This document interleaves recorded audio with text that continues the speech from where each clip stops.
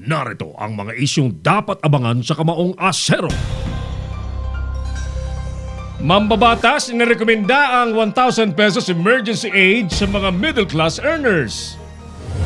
Bagamat di malinaw ang reklamo laban sa kanya, Mayor Vico Soto ng Pasig, sinagot ng imbitasyon ng NBI.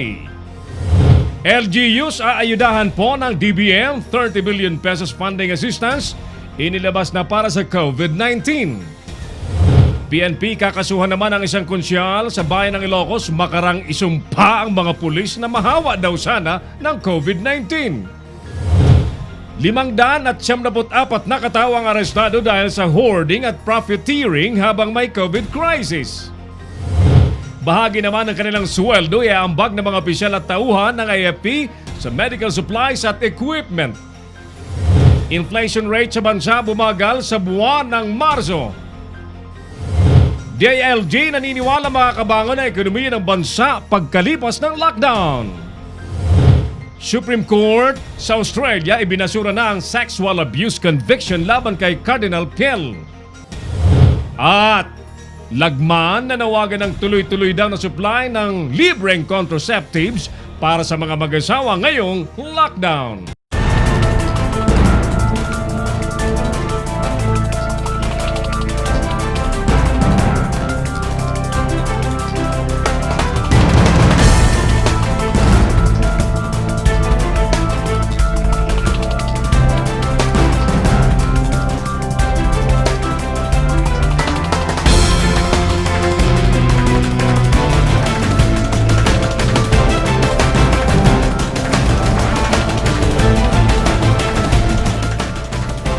Live from the studios of Little News Philippines, Errol Dakame of Kamaong Asero starts now!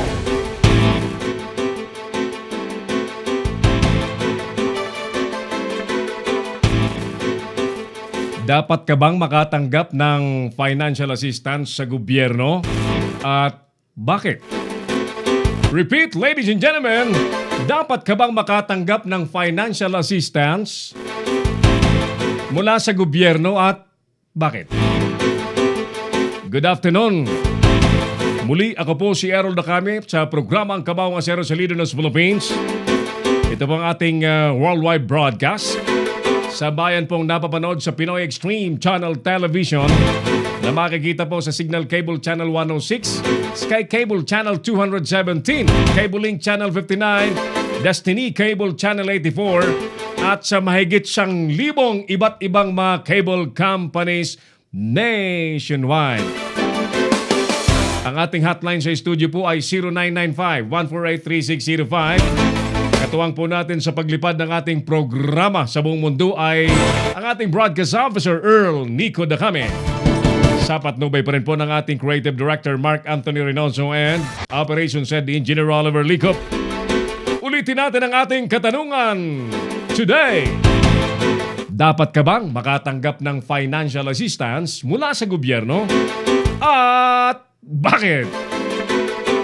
Palagay ko magandang debate ito this afternoon sapagkat despite the funding available right now from the government, marami pong nag-aaway-away. Sir Errol, bakit dito sa amin walang nakikitang taga-DSWD? Bakit sa amin 2.5 lang ang sinasabi? Ay Sir Errol, kaming mga may trabaho kahit walang kami ng trabaho. Bakit wala kami? Yan ang pag-uusapan po natin this afternoon sa ating palatuntunan habang natutuwa ako doon sa suggestion ni Congressman Edsel Lagman ng Albay. Kailangan daw tiyakin na tuloy-tuloy ang libreng pills, contraceptives sa mga mag-asawang naka-lockdown ngayon. Bayo nga naman, ano? Baka habang hindi busy, walang ibang ginagawa, baka lalong dumami. Ano ba? So, I think kakatuwa man, it's relevant, no? It's relevant kasi lalo ngayong krisis, bigla pang mabubuntis ang mga ginangtang tahanan na lalabas sa parang unplanned pregnancies. Bay, obligasyon niya na dagdag sa isang pamilya, di mo ba? Okay, sige. Mga kaibigan, this afternoon, siyempre kasama po natin ang ating dalawang bisita mula sa Nueva Ecija, no? Kabataang nais matuto pong mag-broadcast online. Nasa studio po natin si Leia at si Jomari. Leia, magandang hapon. Magandang hapon din po sa inyo, sir. At lalo-lalo sa mga viewers. Ayun, very good. Si Jomari din, kasama natin. Jomari, good afternoon. Jomari. Good afternoon din po Sir Errol Takame at sa mga viewers natin dyan kamaong Asero. Ayan. Mamaya sila po ang pababasahin natin sa mga comments na sandamukal na sa ating survey question.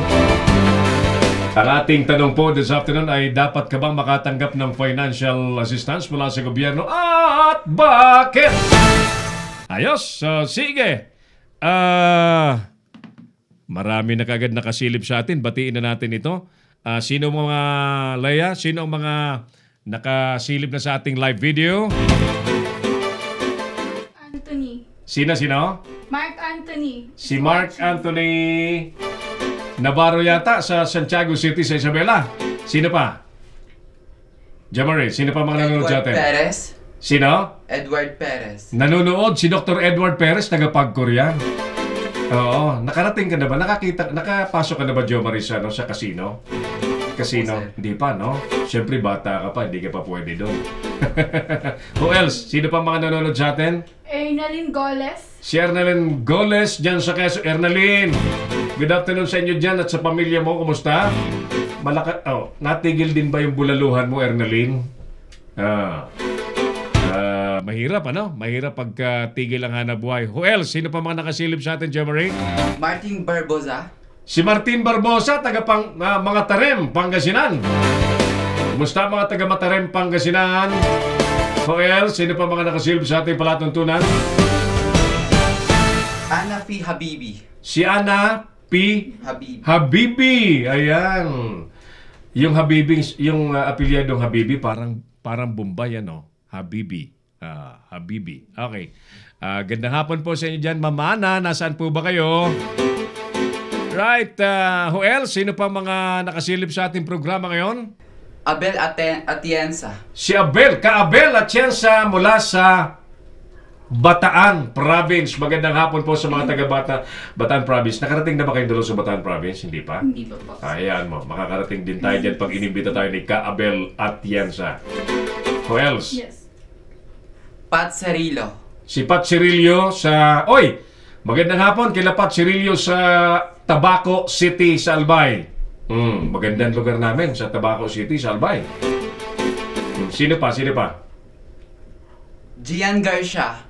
Si John Garcia ng Cavite. Ayan. Marami pa? Okay, sige. So, thank you sa mga initial viewers ng ating live program. By the way, hindi lamang tayo humaharap sa camera para magbali-balita. We are making our program, as I started last Saturday, more meaningful by continuing the Bayanihan fundraising. Mga kaibigan, Jomari and Leia, second day tayo ng Bayanihan fundraising natin. Nais nating kumatok muli sa puso ng mga kababayan natin kahit nasa krisis ay kaya pa rin pong umayuda. Bagakaiba talaga ang estado ng buhay natin.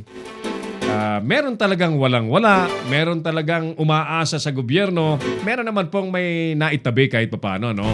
So, doon po sa aming mga kababayan, na kaya pang tumulong, ano? Kumakatok po kami sa inyong mga puso. Tulungan po natin ang mga walang-wala sa Bicol Region. Sa Bicol Region, mga walang-wala, nais po natin ayudahan. Last Saturday, no mag-live po tayo nung gabi, ay ang mga nag-pledge po sa atin, yan si Ma'am Jan Garcia ng Cavite, si JC Luna, ang maro ni Senator Ronald Bato de la Rosa, si amigong Alan Climax ng Texas, USA, na taga TWLY, Halibo, TWLY, At si amigong sino pa yon? Isa pa eh. Dalawa. May listahan ako dyan na yung maliit na, yung maliit na. May listahan ako dyan na Oliver na. Ayan. Si Pading Mario Cuprada. Ayan. Pading Mario Cuprada ng Sugod Tiwalbay na I think nasa Saudi Arabia. Salamat po sa apat na ito, no? Ipapadala nila anytime yung kanilang ayuda. And sa inyo din pong nanonood sa atin, we are really knocking at your golden heart na makatuwang pa rin tayo sa pagtawid, gutom ng marami nating kababayan sa Bicol Region. At sa puntong ito mga suki, nais po nating purihin ang magandang ginagawa po, patuloy na magandang ginagawa po ng Chuchi Foundation. Alam nyo bang, kayong dalawa, alam nyo ba, merong isang foundation ng mga kaibigan nating Taiwanese. Ang pangalan ng foundation nila ay Chuchi Foundation. Nung nagkaroon na tayo ng krisis, akalain mo ay 60,000 sako ng bigas ang kanilang ipinamahagi na. These are Taiwanese businessmen na nasa Pilipinas. Play mo nga yung mga nabigyan yung mga nabigyan mo na yung mga may mga bit-bit na bigas. Play mo nga at naipakita natin. Yan Yan. Yan. Yan Sako-sakong bigas.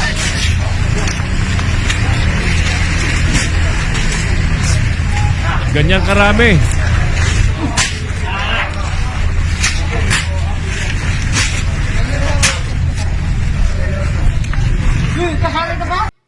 Ayan. So, yan po ay proyekto ng Chuchi Foundation nang wala hong kayabang-yabang. 60,000 sacks of rice, ipinamahagi na po sa mga mahirap po nating kababayan. Iba-ibang lugar iba-ibang lugar, no? So, narito po ang dalawa kataong nabigyan. Panoorin po natin ang kanilang mga pagpapasalamat. Maraming salamat po sa Chuchi na nagbigay ng karangalan para sa amin sa laking katulungan nito sir para sa pamilya namin. Sa looban ng isang buwan mapapakain ko na po ang aking pamilya. Maraming salamat po sa lahat ng bumubuo ng Chuchi. Ano feeling mo ngayon? Malaking kasiyahan sir ang makapagbigay ninyo sa amin at mga ganitong bagay. Salamat po. Nakatanggap na kayo ng bigas, sir? Malaking tulong po, lalo ngayon walang trabaho. Walang kita. Kaya may makakain. Ikaw, sir? Malaking tulong din po kasi yun nga po walang trabaho at sana mabigyan po kayo ng blessing. Salamat po sa inyong tulong.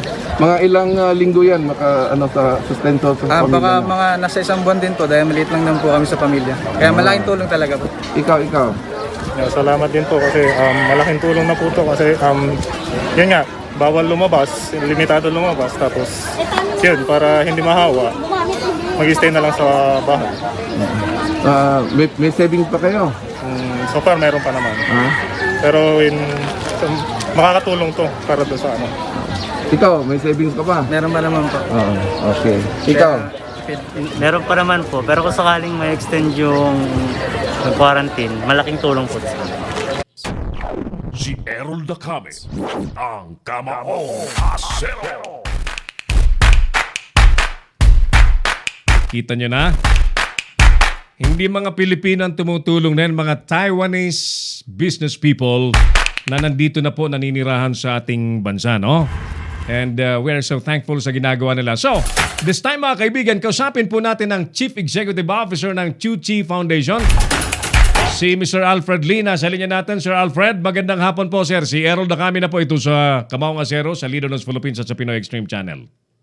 Sir Errol, magandang hapon po. It's our pleasure to have you, Sir Alfred.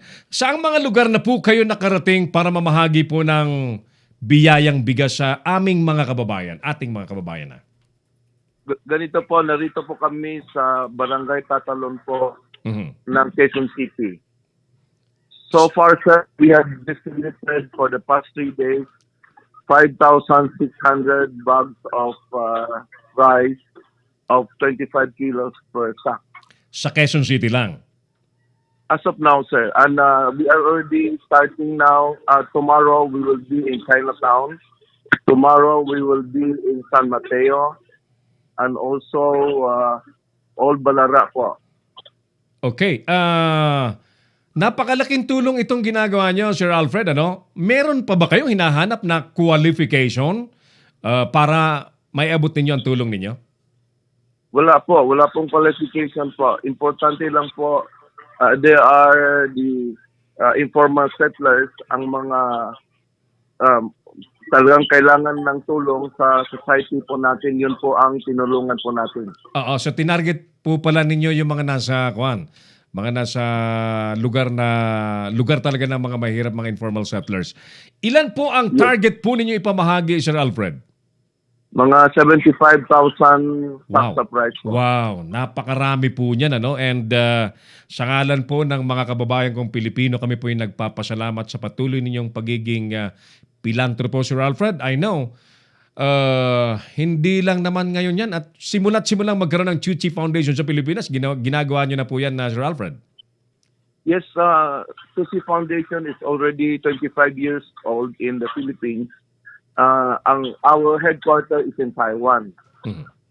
Our founder is Master Cheng Yen. Siya po ay isang Buddhist nun. In 1991, she was given the Ramon Magsaysay Award. So, love na love niya ang Pilipinas. Kaya last week po, nalaman niya na mga 3 weeks na tayo na lockdown. Apo. Sabi niya, hindi lang tayo tutulong lang sa medical. Very important po ang tiyan po rin ng mga mahirap. Right. So, he instructed us to do this program para makatulong tayo po sa mga kababayan po natin.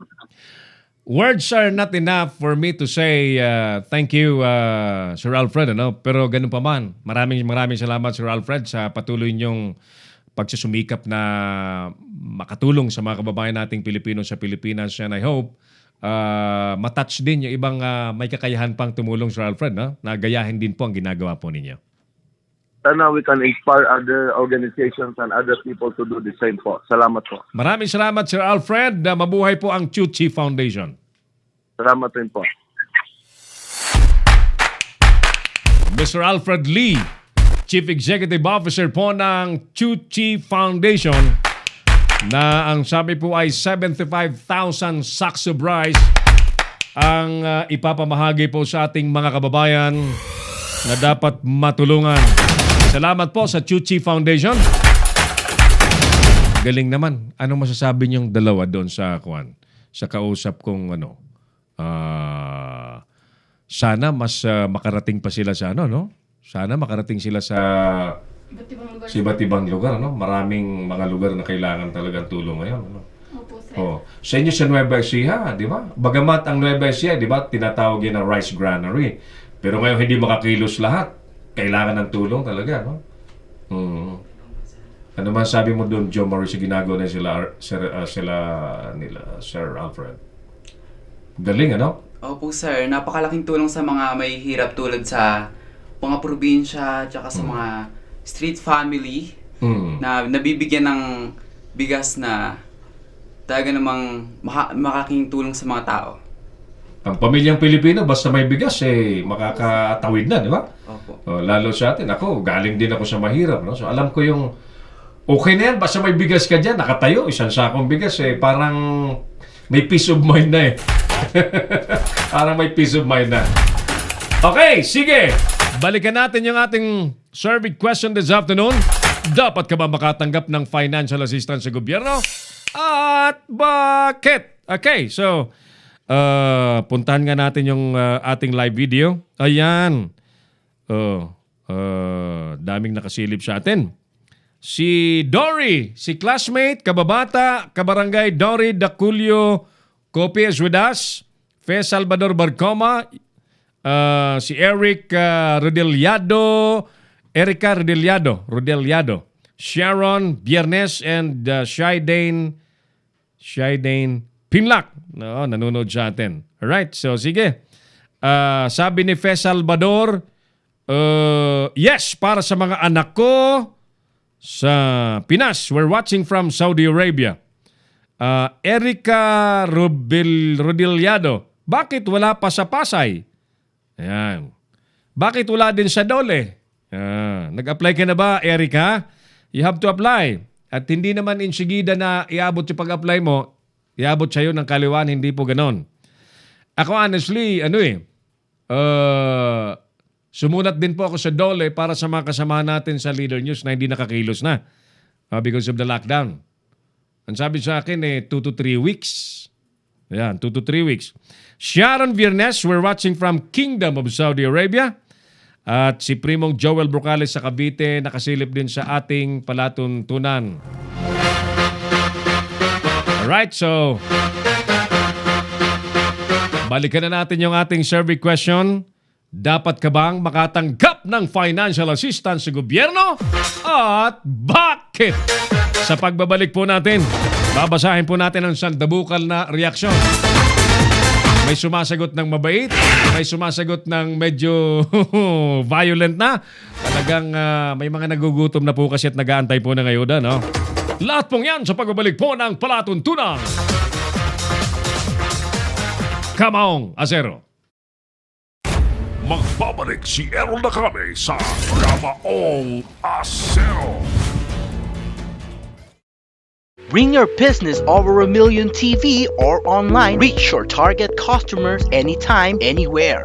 Your brand on TV or on the web. Get more customers and grow your business. Advertise now.